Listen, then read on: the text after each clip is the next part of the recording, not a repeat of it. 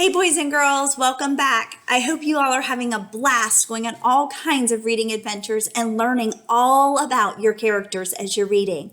Well, today, boys and girls, I want to share a story with you. I have 3 dogs that live in my home. Their names are Luca, Bailey, and Sadie. Luca and Bailey and Sadie are generally happy dogs. They love to play in the house and they love to play in the yard. And I can actually look at signs in Luca and Bailey and Sadie and notice their emotions. Can you believe that? Well, when they are chasing each other around the house, I can usually tell that they're happy. And these are some of the signs I look for. Their tails are wagging, their ears are perked up, no one is growling or barking, and they're typically rolling around on the floor, and they look like they're having a great time together. Well, I can also look for signs in my pets to notice when they're feeling afraid or maybe angry or upset. Sometimes when somebody comes to our house and knocks on the door, I notice their emotions have changed.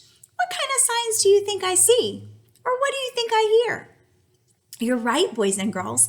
They start barking, or maybe the hair sticks up on their back, or maybe they even growl.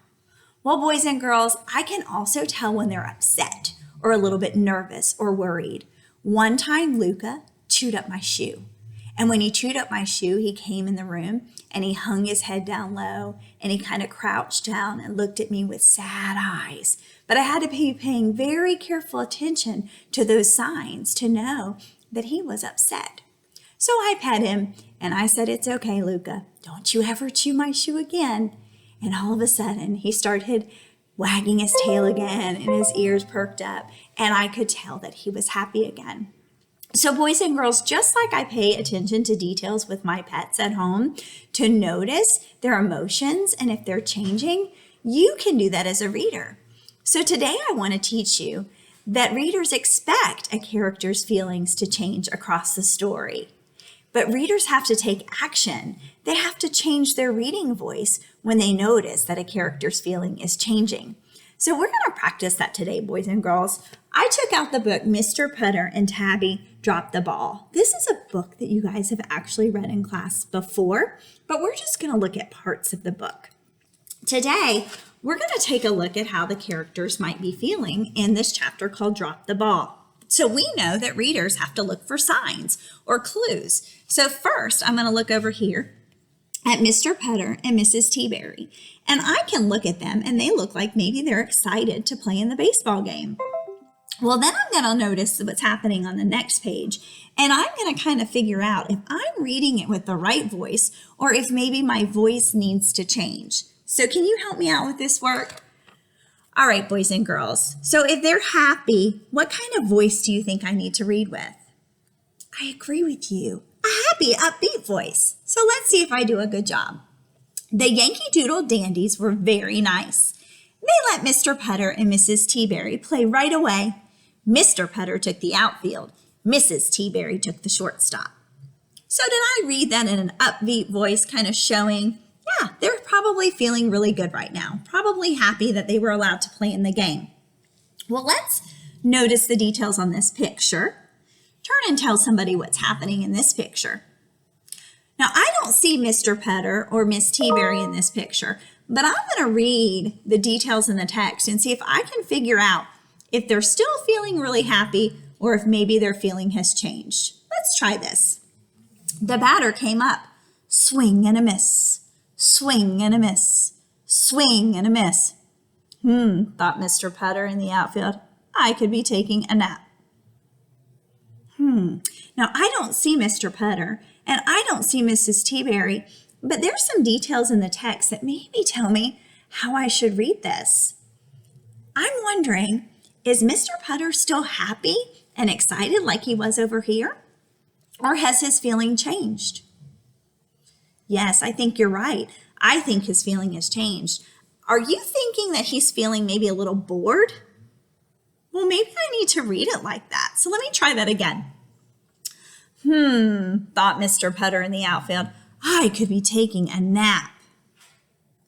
Do you think I did a better job changing my voice to match the emotion that Mr. Putter might be feeling now?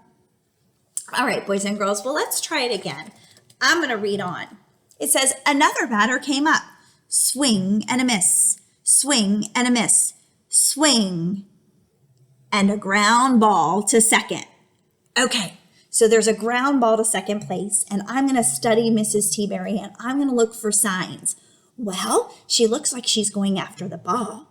She looks like she's happy, maybe excited to get the ball. What do you guys think? Mrs. T-Berry leaped into action. She ran for the ball. She reached for the ball. Then, I wonder if her feeling's going to change.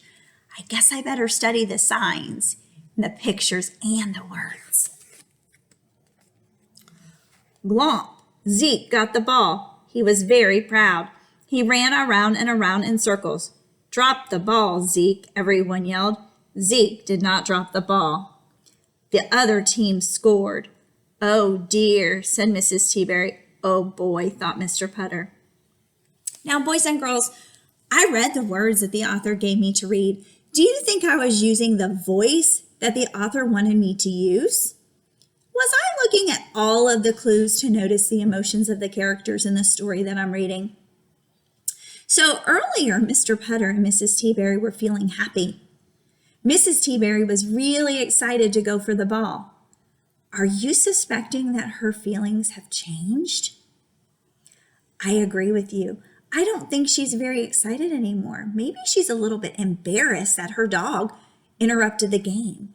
Or maybe she's a little bit upset that she wasn't able to get the ball.